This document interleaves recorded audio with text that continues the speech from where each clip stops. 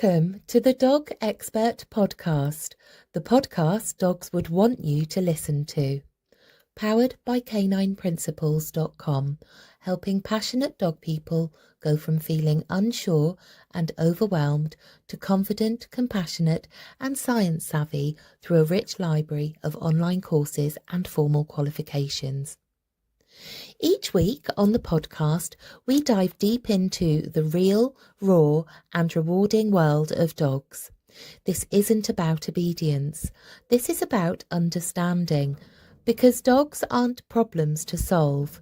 They're free-thinking, sentient beings to connect with. Hello, good evening. We're back. Do you know what I love is that people actually came back too. It's not just us then. Amazing.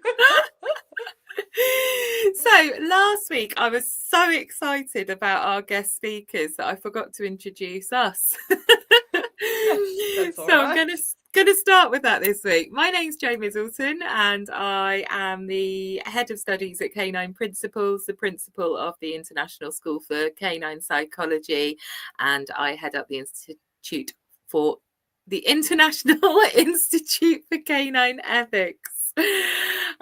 Basically, I'm a dog geek and I'm very passionate about cognitive-led rehab. Emily, do you want to introduce yourself? Hi everyone, my name is Emily Dustin. I own and run See Spot Learn here in New Zealand. I am a behaviorist and dog trainer. I also specialize in puppyhood development, fear reactivity, and separation and isolation distress. I also run a grooming salon where it is reward-based methods and encouraging or working on dogs' confidence when it comes to handling. And yeah, that's me. This week we're talking about something that is right up your street, aren't we? We're talking about help, my dog hates the groomers. So this is right up your alley. Oh, it's such a common problem that so many people experience. Mm. And they also don't realize the impact later on if they don't handle their dogs or from puppyhood, get them used to that touch, that exposure. Because it's such a different approach from the dog's perspective. When they come to you, you touch their head, scratch their ear, give them a little tickle under the chin, and then now you're going up to them, invading their space, holding them, brushing them, grabbing their foot, trying to clip a nail, and that can be very overwhelming and scary from the dog's perspective. Absolutely. We see it a lot in rescues, and it's not just uncomfortable, it's absolutely terrifying when a dog who has experienced trauma is then taken against their will to another place that they're not familiar with, and they are forced to be handled by a complete stranger. They have no choice about whether or not they consent to this, and they're strung up by their necks on a table, and they're forced to have a hairdryer on them after they've been manhandled or woman-handled. So what we're really going to be looking at this evening is why grooming is emotionally challenging for so many dogs, the kind of silent stressors of traditional grooming environments, how cooperative consent-based care can really change everything, and also maybe some tips around grooming anxiety. Now, we might be joined by a wonderful lady called Sue. In fact, I believe she is right here, right now. I'm going to add Sue to the stage. Hello, Sue. Hi, Welcome. Sorry, I'm looking a bit like one of my dogs at the moment. Hi. Well, I think you look fabulous. Can you hear me okay? Oh, yeah, absolutely. Oh, thank you. Loud and clear. So you've just literally had a dog in the salon, haven't you? Right. Can you hear us okay, Sue? Are we there? Oh, Sue's frozen. She'll come back. I've got all three dogs of my own. and they've all come in with me because my husband's out. So I let them all in with me. So that's why I've got the Brilliant. headset on. So if they start barking, you won't hear them. You might see a face now and again. Oh, there we go. Fabulous Yay! Yeah. company. So you've Oh, yes. anyone listening to the Yes, yes. podcast, if you go onto YouTube and watch the episode instead of listening on whatever platform you're listening on, you'll see one of Sue's dogs just literally casually walking past the camera right then. No doubt you'll see more. So, Sue, tell us more about you. For anyone who's not familiar, you are Sue Williamson, and tell us all about you and why you're passionate about this. Oh, she's And frozen Sue's again. gone. Oh no. And we're Oh back. dear, Sue's Oh signal dear. keeps going. While Sue sorts her signal out, we'll see if we can get her back on in a minute. Do you want to kick off about why grooming is emotionally challenging for so many dogs? Oh, absolutely. So, as I mentioned earlier, it's from the dog's perspective, right? And this entails a whole concoction of emotion because it's one thing to have your dog approach you and you're touching them, giving them that scratch, and then there's that other thing where you are approaching them and they might not understand what your intentions are. They might, avoid what it is that you're doing, and then that leads you to then grab them and pull them close to you, which then works on more fear emotional responses. So when it comes to grooming and the approach, usually one of the best things to do is go really, really slow. Help the dog feel safe. The moment the dog feels safe, you have a more willing participant in the case of handling and interacting with them.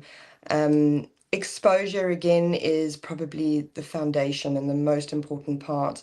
And usually the things I like to use is lick mats to start Love it. when dealing with, because chewing or licking increases endorphins from the hypothalamus and the pituitary gland. So it's a natural way to help the dog feel good while creating positive associations at the same time.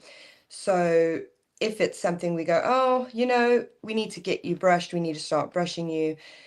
And this would vary, right? Either from a puppy who's never had this done before, an older dog who maybe has it once in a while, but it's not consistent enough for the dog to get used to it, or a new rescue dog where you have no background or history on this dog. And that slow part is so important. And it would be not even just putting the lick mat down and touching the dog, it's hand movements going closer and going back. Because I mean, even looking now at the camera, from the dog's perspective, if I'm like, oh, hi, let's just touch you, that can be really overwhelming and cause a bit of a freeze or flight response. So it's that hand movement goes up or towards, toss a treat away from you. Dog comes back going, oh, that was quite nice. Still not paired the hand movement yet, but with repetition, every time you move the hand in the direction of the dog, you toss a treat. They go, oh, I like it when your hand moves. I get treats. Your hands are predictable and safe. And building it up from there. So, what we're ultimately looking for is that emotionally supportive, really low stress, welfare first approach to grooming. Yeah. So, if someone watching or listening wanted to choose a groomer for a first time, or they wanted to change their groomers, or to make sure that the groomer they were using is taking an approach that is dog centric in this way, what sort of questions should they be asking? So questions would be, first, how many dogs do you groom in your salon a day? How many staff members are there? And then one of the questions would be, is my dog on the table? Are they restrained? What do you do? And it's asking questions like, oh, my dog's a little bit nervous, and sometimes can growl, as an example. What would you do for my dog to help them? Someone's answers are a really good indication of their methods, because they may say, oh, if they really growl or they're not feeling confident, we just see what we can do with them. We might not even get them on the table. We might just toss some treats, play, see how they interact. So more of a, an observation session. If you have a response that goes, oh, they'll be fine, you'll see, we'll just take them and they'll just be all right, but there's no actual answer to your question, that would be a red flag for me. I would also say, oh, do you use treats? What restraints do you use on the table? Is it also, do you muzzle dogs? How do you handle a situation if the dog's nails don't want to be clipped? And one of those things is there's so many posts and pictures out there, and a lot of grooming salons have those braces where they put the dog's Yes, legs in yeah. that string them up. So the dog is completely out of options. And I mean, I think I saw it was a couple of weeks ago. I had to flick through it really quickly because my emotions just went on fire, because they thought it was funny that the dog was wriggling in this harness string that holds them up, and the dog is wriggling and the body is just trying to escape, and they're laughing, going, ah ha ha ha ha, what a silly dog, holding the foot, which can also physically hurt it can pull a ligament out, Yeah. it can do so much physical damage, never alone the emotional distress that the dog is going through. And then they're trying to clip their nails. So the questions to ask isn't just based on, you know, what is their salon like, how many members or how many staff members or how many dogs in a day. It's handling skills. What do you do if the dog does this? How would you approach it? Do you give me information if my dog is not coping? And can you give me a program to work at home? Brilliant. Brilliant. If you're watching, whether you're live, whether you're watching playback, please do comment and let us know how you can how your experiences have been with groomers, and whether you know of any ones that have taken an approach similar. And also share this far and wide, please, because we need to spread the word. The education piece around it not being funny, a dog being put in a basket almost type mesh mechanism, and having no autonomy at all and no control, no choice, it is, as a captive, it is really emotionally damaging and traumatic for that dog, and the behavior knock-on effect in other areas. I mean, it's not feeling safe emotionally in any regard at that point. I'm just going to try and add Sue back in. Sue, are you Hi, there? I'm here Yay! now. Yay! I've moved in the house, which is nearer the router, so hopefully now Fabulous. we'll be ready to roll. Amazing. Oh, so Sue, I mean, I'm in awe. Your the books that you've written, and there are several around this Yeah. topic. Taking the guru out of grooming, for example. So Um, good. can you tell people a bit more about you and why you feel passionately about spreading the word about more ethical grooming practices? Oh, it's just one of those things. It just makes so much sense to me. So when I started training to be a dog groomer, I was already through my talent and touch training. So we learn a lot about trust, watching dogs' body language, giving dogs choices, very much in touch. So I'd already got those basics when I started dog grooming. And then I went into my training salon, and it was actually quite a shock. I'd never seen a dog groom beginning to end before. And then all of a sudden I was in the salon, and these dogs were, to be fair, most of them were not too bad, but we were getting German Shepherds coming in panting, and the big dogs to be handling when they're stressed, and then we'd have Yeah. little Shih Tzus that were my complete nemesis in training. And I think that's the only time I got bit in training, was by a Shih Tzu that I was trying to Oh bath. no. Um, and then I once I finished my groomer training, I opened my own salon. And it just sort of, things kept happening that I'd suddenly change how I was grooming dogs. So, for example, I had Labradoodle I used to groom, and I'd put her on the table. I'd have the safety aids on, and she'd be up high, and I'd be standing, and she wasn't a fan of being groomed. And I must admit, I did use the safety aids or safety restraints to start with because I was inexperienced.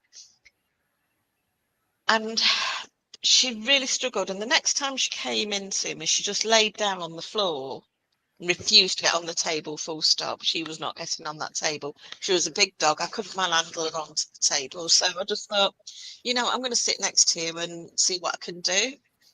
And I managed to do a full clip off with her laying on the floor and me sitting next to her clipping her. And I thought, Amazing. obviously, this is more comfortable for her than standing high up on a table. So the next time she came in, I actually put my table down low because it was a little bit uncomfortable sitting on the floor. Yeah. The next time, and when I got the table low, she lay down on the table. So that was how I groomed her from then on a low table, and that sort of got me into grooming more dogs on a low table. And obviously, because I got a low table, I didn't need the safety restraints, and then it just kept developing. And each dog I groomed taught me something else, or taught me another technique, or made me think outside the box to use a different technique. And then it just became second nature, really, to think for how I could adapt each groom to suit individual dog. And then I love that. I it was really just love before that. COVID. After I qualified as a T-touch practitioner, it meant I could do one-day workshops. So I decided to focus on grooming because I used T-touch in the grooming salon to help relax the dogs. And I started doing the workshops for groomers, and I was absolutely stunned at the lack of canine knowledge. You talk about farming signals and you just get these blank faces. Trigger stacking just blew my mind. And I thought, I started writing lots of notes to go alongside the training course. And I just said to one of my friends in passing one day, I've got enough here to write a book now. She says, well, you write it then, and I'll edit it, and I'll publish it. And that's what we did. And that's what really Amazing. started it all off, really, to get the word out there. And that was the Guardian's version, then did the Groomers version. And it's sort of really all snowballed from there. So none of this was pre-planned. It's just develops organically, It just really. happens. Yeah. It just happens. And but born from a passion to see a difference and make a difference for the benefit of dogs everywhere. I wonder, so you say about, obviously education is kind of my jam, and I'm very, very passionate about education, and I think education holds the key to if we're open to learning, and I believe we never stop learning, we're always learning more, and each dog teaches us something different. Do you see a future where dog behavior, even just the basic body language and calming signals, do you see that being included as a requirement for groomers at some point in the future? I would love to think so. I've got suspicion it won't be my last time, but hopefully I've started to sow the seeds that it will be included in the training, and hopefully more really interesting as well. She's supposed to have Stephanie on tonight. Stephanie Zikmann, and we did hold a webinar together a few weeks ago for groomers, trying to just a little bit to pay more attention to body language and have a more dog-led approach. We had a good amount of groomers watching us, but I suspect a lot of them were already doing other things. But we are going to keep working together and put forward and try and get more groomers to pay attention to language. Because some of it is so minute, littlest, tiniest twitch in the body can tell you so much. You know, Absolutely. you know, I think a lot of groomers think that body language is just the dog growling or snapping, whereas that's behavior escalation. If you just pay a little bit of attention to the tiny details. Oh, your audio's Like, cutting out a bit there, Sue. Sorry, your oh, mic. right, I don't know if your okay. mic's not there. That you're so Can you right hear with me? the body language. Yeah, just the tiniest change in body language can make such a. It's communication ultimately. Their Yeah. behaviour, body language. But if we don't learn to listen and read their communication, then it's going to get missed. And for me, with cognitive led rehab being my kind of passion, if you like, it's all about choice. And the more traditional grooming methods, to me, offer the dog no choice. Yeah. It's got to be done. It's just got to be done. They've got to put up with it because it's got to be done. And it doesn't have to be that way, you know. I'd say it's a little bit harder for me in some respects that because the only dogs I do are dogs that have been referred to me because they've been banned from other salons, or a behaviourist has referred them to me because they can't cope in a normal salon environment. So I don't get to groom dogs that are quite happy being groomed. So I see the more sensitive areas, the more sensitive dogs, grooming sensitive dogs. So it's easy for me to generalize that every dog's like that, and I know not every dog's like that. You know, I just get all those.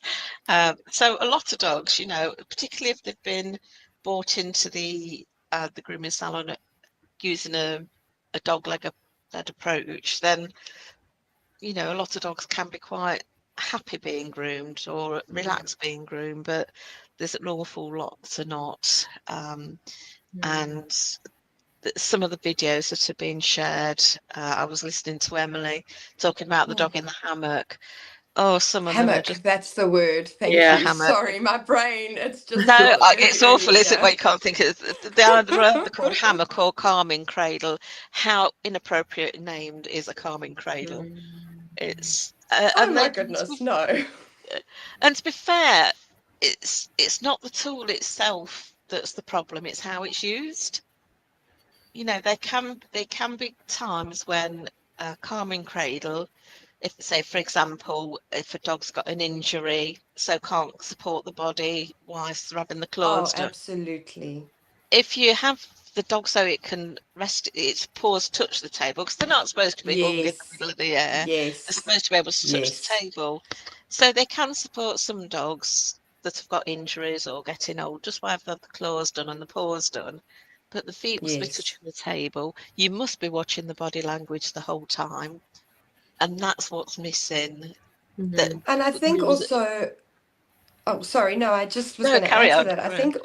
I think also the main thing is it's instead of having the approach of just slapping it on and getting on with it, it's that gradual desensitization or exposure to the hammock, right? So putting Yeah. it on the floor, letting the dog sniff it, tossing a treat. A lot of methods that I use, not even just in training in other areas, but you know, to solely focus on this topic, is a treat and retreat method.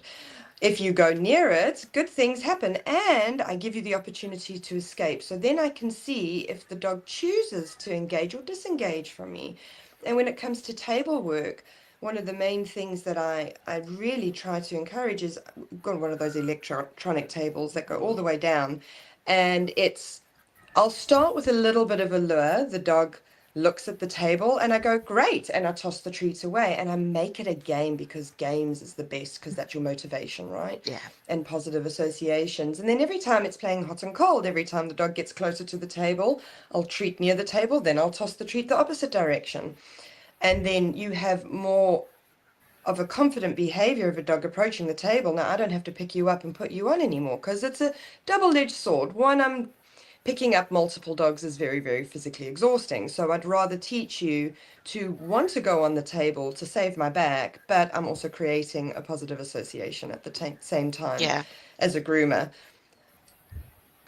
Yeah, I do exactly the same. And it was really useful for me last year because I have my table quite low, but I also have a set of caravan steps I've covered with carpet. So the dog, and I Okay. teach the dogs to get on and off the table themselves. So I Yeah. use table protocol a lot. So on the table means you're going to get groomed. Off the table means grooming stops. Yeah. And last year, at the beginning of last year, I had a full knee replacement. And Oh, I was back working within 6 weeks because I don't lift dogs. The dogs do all the work for me. If I'd have got it's to lovely. wait until I could carry dogs around the salon, it would have been at least another 2 or 3 months. Mm, Oh, But because I goodness. sit to groom and I don't lift, I don't do any physical lifting, then Yeah. I could come back to work at 6 weeks. So, yeah. it's just common sense to me to it, the the least resistant path is, Mm. Yeah. So you took it on yourself to further your education. You said about tea touch, and I do think we've yeah, actually met at Tilly Farm so many years ago. We're probably going back 10 quite years now. possibly, yeah,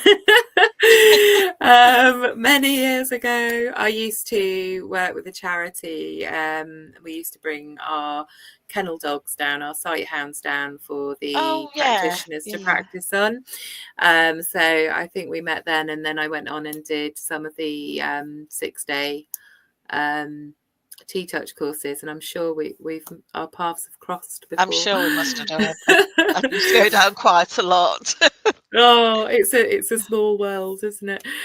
Um, but you took it on yourself to educate yourself around all things dog, basically, and you've Yeah, done some of the ISCP courses, and you've just it's it's what I believe every ethical dog professional should do, is to Yeah. continue learning about dogs, because not only do we absolutely. never stop learning, but there's always new stuff coming out and different findings and other ways that you spark your brain. The other thing that I also firmly believe is that our brains will only absorb the information that is relevant to us at that time. So you could Yeah. hear the same information 3 different times over 3 years, and your brain will pick out the different things to Yeah, absorb from that information at that time. So even though you may have covered some stuff during your grooming course, although it does sound like there isn't enough behaviour work integrated into the grooming No. world at the moment. Um, when you then study it again and hear that information again, it'll hit differently, because you're not focused on the grooming, you're focused on the behaviour of the dog. So for from a to put a practical image in people's minds, do either of you or both of you have a case study that you could think of, or a favorite client, or a Oh, can't non-favorite say client? favorite. oh, Can't say loads. favorite. Is that a swear word? Do you want to go first, Em? Yeah, sure. I'll one of the oh, there's so many. I know you do So this. many. I know this is the third week, and when I get asked a question, it's one Emily, one, but I'm like, I have so many that I could say, but let's go with one. Is this your favorite Um, subject too? Because you say that oh, every this week. every week. I think when we've worked through all of our topics and we were going through them, I was like, oh, this one's great. Yes, this one's great. Oh, I can't wait for this one. So they're all going to be my favorites. So get ready for every week me saying they are my It's favorite. my But favorite week. it's my favorite week. So the one that I'll talk about is a Wheatie named Bean or Beanie. They moved up to Auckland from the South Island, and maybe now have, I want to say, going on 2 years. So she came to me last year as a referral from another lovely groomer, and she was so hypersensitive and fearful. And because of her personality, she didn't show aggressive responses or anything like that, but there was a lot of avoidance and hyperactivity. But we're talking about excessive hyperactivity, right? So all she tried to do was diffusing, calming, and avoidance. And what I started with was just the basic floor work and the treats retreat. And then it was on the table, off the table, on the table, off the table at a very low setting. And then it was every tiny thing I could think of that she needed to get used to before I even started. And this took multiple sessions. And I mean, Sue, I'm sure you can also understand that, running a salon, it's going, this is what I need to do for the dog, but it also takes my time. But the client has to be a willing participant. And that Yeah. is the really big juggling act, because the unrealistic expectations of that magic wand is very difficult to discuss, because this dog was not coping. This dog is struggling with being handled. She had also had numerous bad experiences from previous groomers, so she's got a learned history of negative associations. But thankfully, these owners were the most phenomenal people, because they were like, it is okay. Take your time, do what needs to be done. We don't need her fully groomed just yet. And I went, thank you for understanding, because it is so hard. Because they go, well, I just want my dog groomed. The general, not everybody, but generally, I just want my dog groomed. Don't care, just want them groomed because I can't brush their hair anymore and the dog wants to bite me. And it took two, I think, to start with. Started 15, and thankfully they also live down the road, which made it easier. 3 15-minute sessions the first week. The second week was 3 20-minute sessions. And all this was that cooperative. If you make that choice, that's great. Good things happen. If you don't want to do it, cool, nothing happens. But whenever you do those things, the best things happen. And that would be going on the table, holding a position on the table, getting used to my hand movements, going close, going away, treat, doing that, treat. So every time I touched or interacted with her, good things happened. Then it was the brush and so forth. And I think the hardest part for her was the sound of the clipper, because it's not even just about the sound. The clipper vibrates. So it's that sensation on the body while you're moving. And especially when you put the clipper behind, remember, for the dog, the clipper comes from behind you. So they hear auditory from different angles, and they can't see it. So it's not even just creating that visual association, it's that sound association when they can't see it, which was also important. And this was gradual over several weeks to months. And now, probably a year in grooming, Beanie, she runs in. I have a predictable pattern with her, so she knows what to expect. When she's on the table, I start, and she will have a signal where she goes, I've had enough. So I stop, and she jumps off, and I wait. And then when she's ready, she jumps back on again and presents herself, and I go, great, we can carry on. But that whole session, even with the retreat and treat and retreat method and creating positive associations, in between breaks, I gave her enrichment. She had lick mats, puzzles. So it's that dopamine, positive endorphins, everything to make her feel better. So the grooming salon and session was she didn't like it, but she learned to tolerate it and cope with it in a more positive way. And it takes time, but it's, to me, just the best approach. And that emotional safety is the underpinning factor, isn't it? That Absolutely. I am safe, I'm okay, and I've got choices. And you are safe. Yeah. You are also safe. Even though You you're are not moving going weird absolutely. and you've got weird extensions to your arms that vibrate against my skin. You're okay. Yeah, you're all right. I'll tolerate this, but I feel safe with you, so it's okay. Yeah. And if the dog's safe, we're safe. Oh, sorry. Sorry, carry on. Oh, I was just going to ask if you had any case studies or an example of one that stuck out in your head. I think probably the one that I've got a few that stick out for various reasons, but I think one of my favourites is a little West Island Terrier called Eddie. He's just the most loveliest dog. But the first time he came to my salon, he just stood and barked at me the whole time. And Oh, I use animal-centered education free work for the first session. So I just put different surfaces on the floor with different foods on them. And I don't even try and engage with them on that first session, especially bearing in mind that the dogs I get have been referred to me or the guardian has come to me for my specialist services. So I'm lucky in that respect because the guardians know what they're getting with me. They know I'm not going to groom that dog until it's ready to be groomed. So I don't have that pressure applied to me. yeah, that's good. So we've got Talis getting involved again now. Oh, I Um, think he's knocked your so, mic a bit, Sue, as well. I think he's knocked your microphone away from your mouth all again. right, okay. Um, it's The determined to dog's get in there. joining in. So, little Eddie, he came and after 4 or 5 sessions, it was getting on and off the table, and I was able to do a little bit of grooming.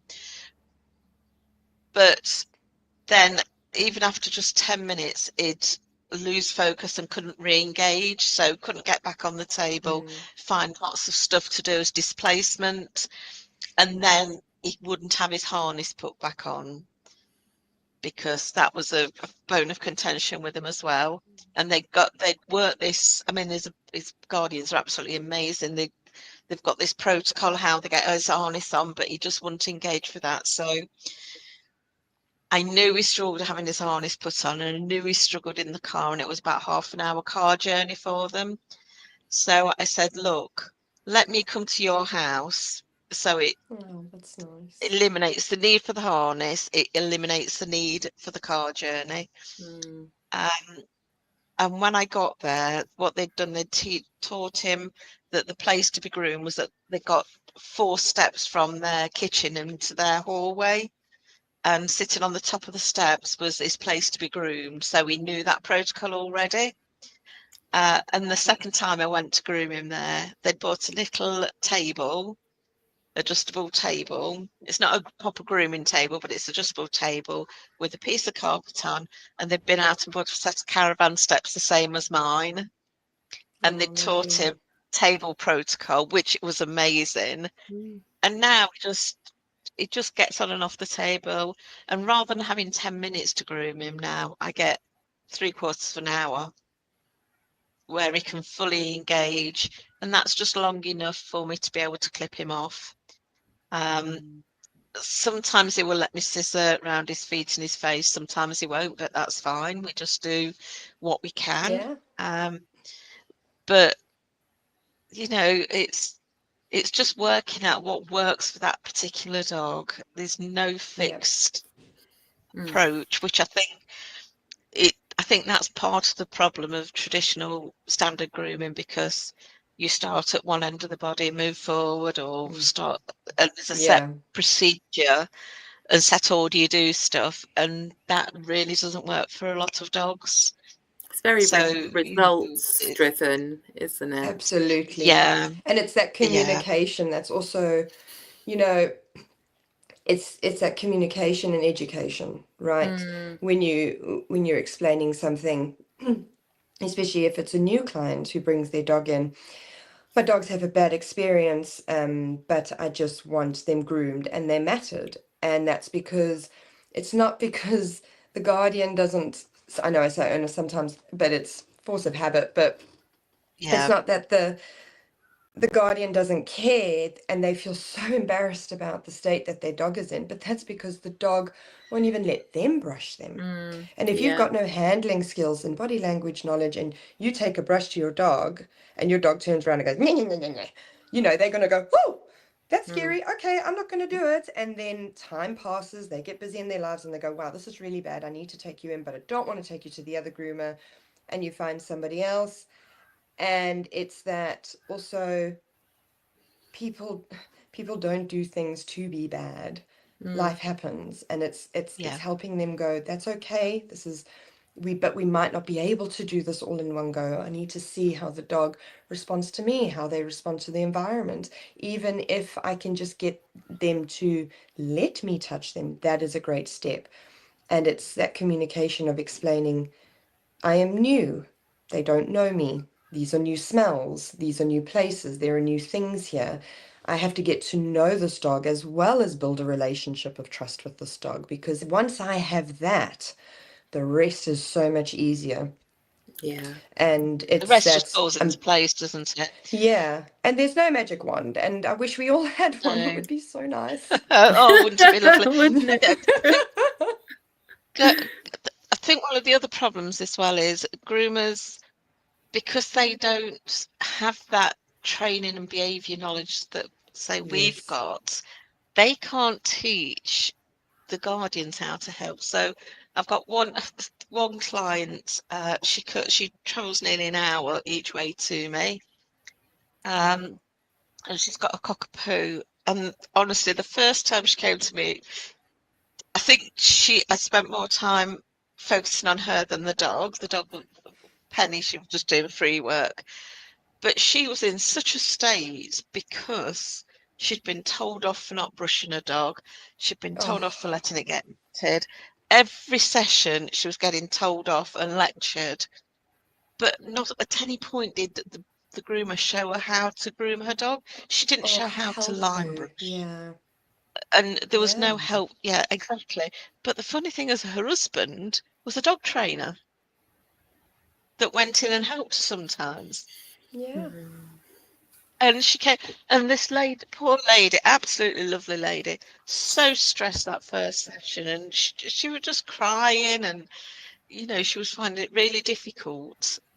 And I'm thinking, no wonder the dog's stressed, because she was so stressed, and it had got to that point where they couldn't work together. She and the dog couldn't work together. Penny couldn't work together. But it was affecting the rest of the life as well. She was, they were both anxious all the time, and they only didn't really know much about consent and working at the dog's pace. And the relief on her face when I started talking about, how to line brush, how to work with the dog at the dog's pace, and only doing a little bit each time and then building on that.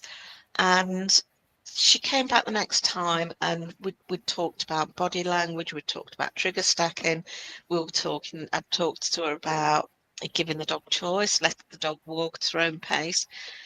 And she came back about 4 weeks later, and the relationship between them had changed enormously. Amazing. And now we're nearly coming up to a year now, and it's a totally different relationship. The dog trusts her so much. But it's not really grooming related, but it is dog related. She was telling me that on a Saturday morning, she takes the dog around the park, and they go to the cafe afterwards. And she says, and what I've started doing now, because Penny didn't like going into the cafe, I was having to pick her up and drag her in. She says, what I do now is I let Penny choose when we're going. She says, so we walk towards it, and if Penny stops, we stop. And then when Penny goes a bit further, we go a bit further. And then Penny will decide she's ready to go in. And confidence building. Just makes me, the fact that she's taken information I've given her about grooming, she's applied that in real life as well.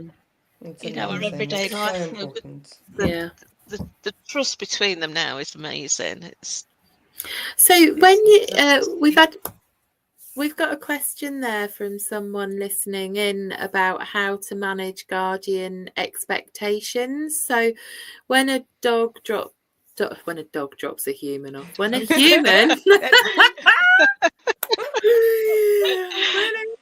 drops a dog off to be groomed, and they're expecting to collect a perfectly groomed dog, but for the dog it would have been too much, and dogs have to be listened to when they're telling you no, we need to respect that that is no, that they're communicating, and stop. So how do you manage their expectations as a new client, that actually you are going to listen to their dog if their dog displays signs that it's too much? I'm not sure how Emily deals with this, but because I'm sort of well known now for my approach, I lay the door. I set my stall out up front. So if I get a new client ring me and say, "Oh, I need my dog. Can you fit my dog in?" If they just say, "Can you fit my dog in?" then it's a no, because I know that they're just looking for the first groomer that down the, that comes up on Facebook. So if I get one that obviously wants a little bit more support, I will talk to them on the phone about my approach, make it very clear that I only work at the dog's pace, but then I send an email. Yes. And them even more information, and then it's in my terms and conditions as well. And they have to sign up to my terms and conditions before they get even close to getting an appointment. And then they have to book and pay for 4 sessions. And I make it quite clear that by the 4th session, I might not even have touched their dog. Because I've got a 7-step approach. So the first one is the first session they come in and they do ACE-free work, and depending how the dog copes in the salon, that the second session might be another free work without me touching them. So I'll only work to the next level when I feel the dog is ready to work at the next level. Brilliant. So I'm just really quite strict on how I work. It's more difficult for everyday groomers because there is that pressure to turn out a perfectly groomed dog. But I think that's where groomers that do want to take a more behaviour-led approach, that's what they need to do. They need to be putting the information out there on their websites, making a real point of it in their terms and conditions, that they'll only work at the dog's pace. And yes, I've had clients come for appointments that they paid for and never come back again. But usually I've not had that happen for probably 3 years now.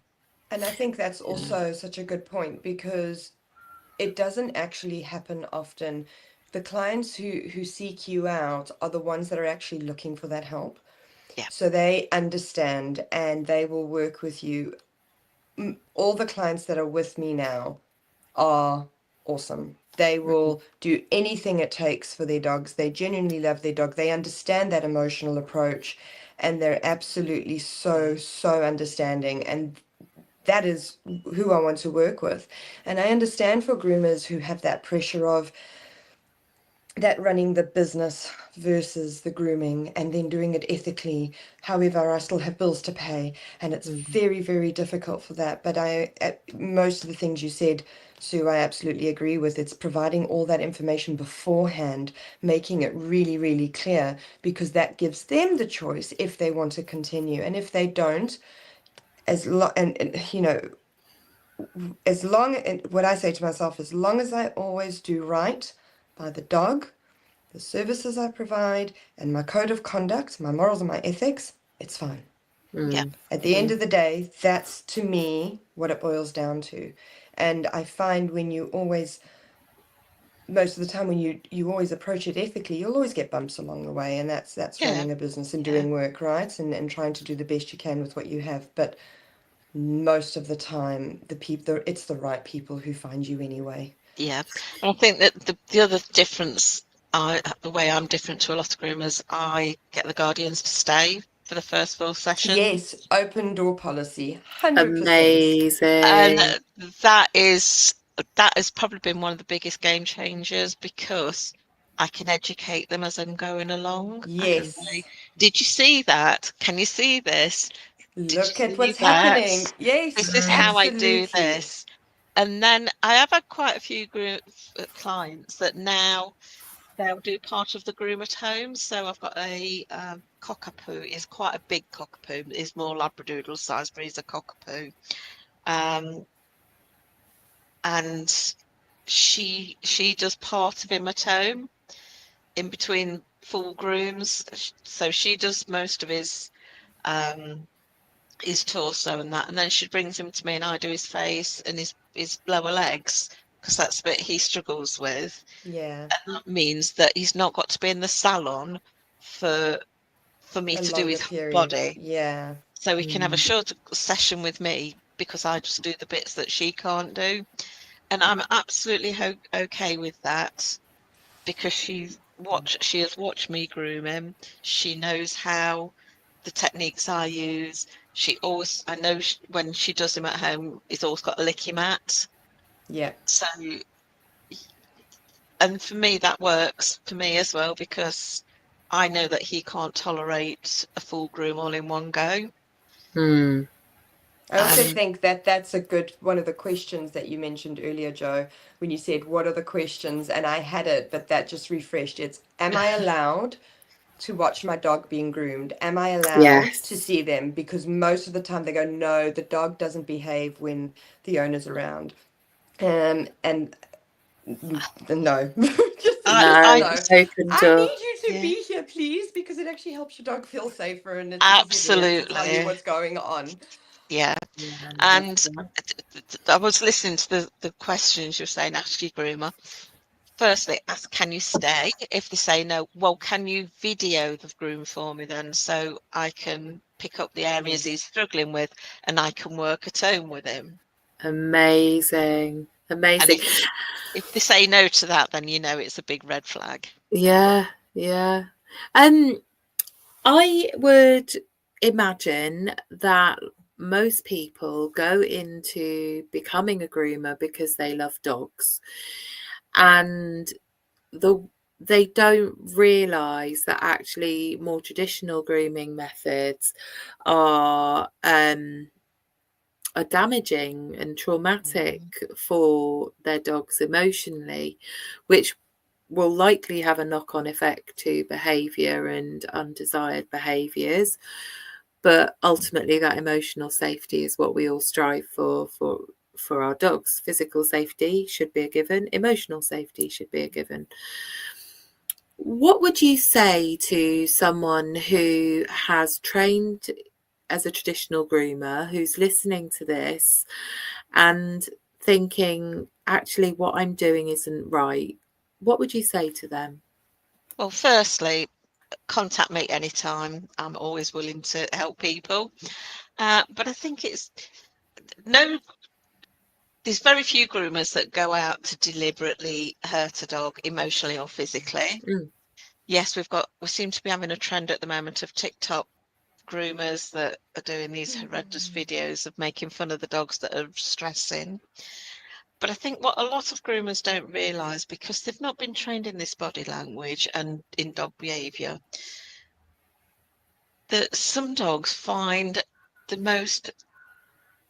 what we think the most stupidest thing is scary. And it's having a noose round. That's not scary. Why is that scary?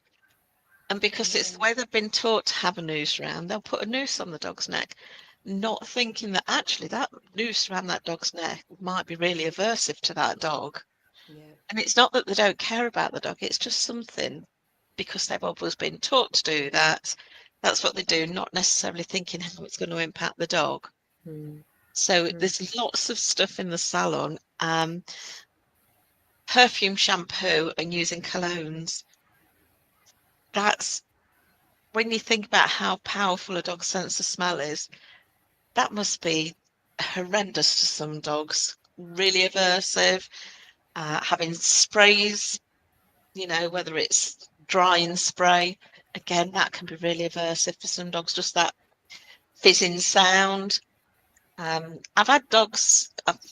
got a couple of dogs that I can't use a towel on because they find the towel so aversive.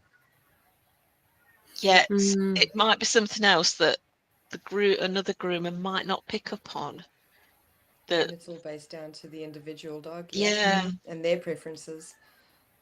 And I think when your focus is actually on doing the job that you're being paid for, and you're looking at the dog from above or the side, if you're not trained in reading a dog's body language, if you haven't really studied how to do that and how to do those observations, I imagine, and I'm not a groomer by any stretch, but I imagine it must be quite easy to miss some of the more subtle body language You know side. what? I consider I'm quite good at reading body language, and I video a lot of my grooms, and I still miss stuff. I had a little Patterdale in a few weeks ago. This poor little dad is on an insect only diet because if he has normal dog food, his stomach bleeds. He's got some pain issues going on as well, I think. But they're working with a vet, and they've not been able to, because he's so touch sensitive, he can't be examined properly at the moment. I've referred them to a local place where they do hands-free x-rays and stuff like that, so she's going to get in touch with them. And again, another brilliant guardian. But we've got to and I don't clip him. I hands well, he needs to be hand stripped, but he can't tolerate the proper hand stripping, so I just use a pumice on him, a pumice stone, to pull the fur out. And he's got to the place I actually think he quite enjoys it now. But he was on my table a few weeks ago. The guardian was there, sat there, yeah, talking away to me, and I got the video on, and his head was away from me, and I was going down his back, and I just went near his tail, and he turned around and snapped. But what I did later was watch the video back, because obviously I couldn't see his face. Just before he turned, his eyes went really wide for a split second. And obviously, if I'd have been looking at his face, I would have seen that and known. But what I did like about that, though, he turned around and snapped. It was an air snap rather than it wasn't an intended bite. Just a warning. It was just a warning. But what I liked about it is that he recovered almost immediately. That's It was, amazing. what did I do that for? You know, I think he was as shocked by his response as we were, because it's the first time he's done it. And then he did get off the table. I had to walk around my salon for 30 seconds, got back on the table, and we carried on. And I think that's the struggle as a groomer, because to do multiple things at once, whether you're scissoring, using a clip, or whatever it is you're doing, you have to do that without cutting, hurting, or doing anything to the dog. So you're solely focused on one area of the dog's body, but you have to use your peripheral view and rely on that in order to see any other signals that the dog might do or show or display, especially when you're focusing on one area. And it can be really, really difficult. And you can agree with you can be so good at reading body language, but because you're solely focused on one area and you don't want to hurt or cut them, you can miss the other areas of body language and signals happening over here. This might be a completely daft idea, and I'm conscious that we're running over time again, because as always we're so passionate about what we're talking about. But just quickly, to float an idea, is it possible to have, I mean, it might still miss things, but is it possible to have the video like you've got set up, Sue, where you can watch back the dog's facial expressions, but have that projecting onto a larger TV screen that is behind where you're doing the groom? I think that would be I mean, it's obviously possible to do it, but I think again, because you still be distracted. You probably wouldn't necessarily be looking at it at the right time. But what I can say about, because I watched the video back, because I knew he would have given, because he's a brilliant communicator. This dog his communication is brilliant. So I knew he would have done something before the snap. Yeah. So I'm really glad I videoed it. So what I can do now, because this guardian always stays, while he's got his back to me, she can be watching his face for me. Brilliant. Nice. Yeah. So I mean, it's not a Yeah. bad idea. It would just again depend on the individual dog, because that on the background could be overwhelming for them. yes, But it isn't. It's a clever question, because I was trying to think of all the yeah. different ways that could work with the right dog. Yeah. So we just got one last question about why do you think that a lot of groomers are reluctant to adapt to more consent-based methods? Is it a reluctance to give their client dogs more autonomy? Good question. I think a lot of it. I did a poll in my Good group a few question. weeks ago actually about this, and the greatest and majority of groomers said it's because their owners don't want it. Dogs. Okay. Oh, sorry, I missed that. It went So out. that's an education piece. A reluctance from the guardians rather than from the groomers. Yeah, but that was the guardian. That was the groomer's opinion that their owners don't want it. But I'd be interested to find their owners to ask if they would have it. Was the option there? And again, it boils down to education, doesn't it? It does, yeah. There's a lot of, a lot of guardians don't know about a more consent-based approach. They just take the dog to a groomer and think we're all the same, and their dog Tick the box. That's that off the to-do list. That's actually such a good question. I'd once had a groomer say to me, "I don't have time to learn that. I've got too many dogs to do." Oh gosh. And again, it boils down to that topic: education, understanding. And I don't think a lot of groomers want to pay for it either. Yes, yeah, but if you go on the iscp.com and go on the free tab, there is a free canine communication bite-sized course that you can download. Amazing. I would love for every groomer who has not studied behaviour to undertake that course, and it's free. Even if It's a gift. do that, it's a start, and and a lot of I don't think a lot of groomers appreciate, because they think they've got to use a noose all the time to keep them safe as well. If a dog trusts you, you don't need tools to keep you safe. I've put the link, if you're watching this, I've put the link in for that free course, because I think it would be amazing. wonderful. Thank you, Jo.